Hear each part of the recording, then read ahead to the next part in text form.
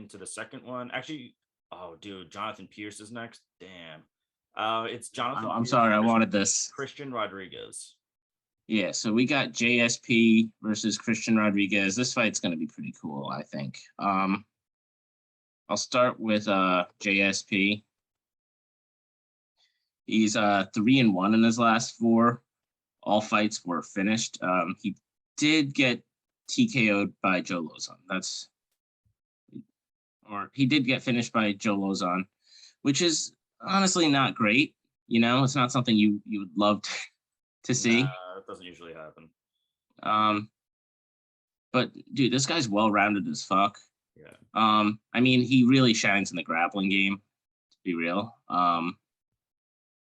Last fight, he landed 6 takedowns against Delmar Morales. The fight before that, 5 takedowns on Kai Kamaka. He's a machine. And he was able to stop he was able to TKO Kai Kamaka in that fight.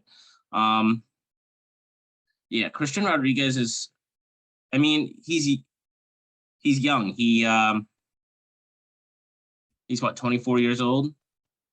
And he's 7-0. He's pretty green. He's definitely a striker. In his fight against Reyes Cortez, he showed that. I think he's got a decent future, but I think JSP is a little further in his development than he is. So I can't confidently take Christian Rodriguez at all. I'm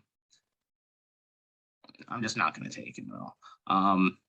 I probably will be betting on this one, and I'm going to take JSP. I think that his grappling game is going to be the deciding factor in this one.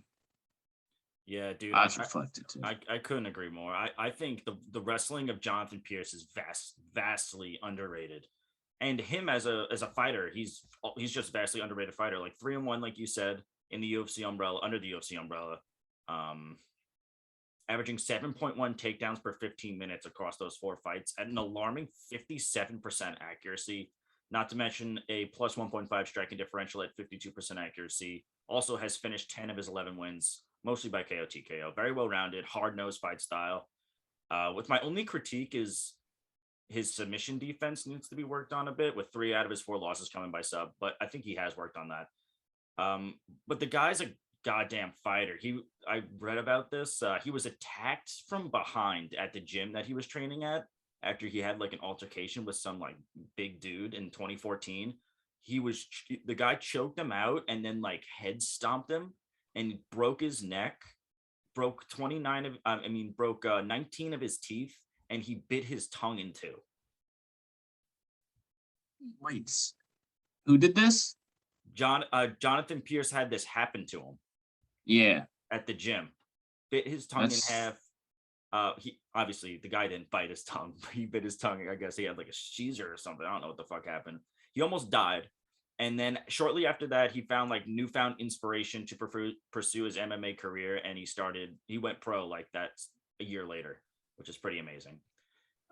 Taking on 7-0 UFC newcomer, Contender Series alum Christian Rodriguez, who's a blue belt in BJJ, trains out of Rufus Sport alongside the Pettis brothers, Blow Muhammad.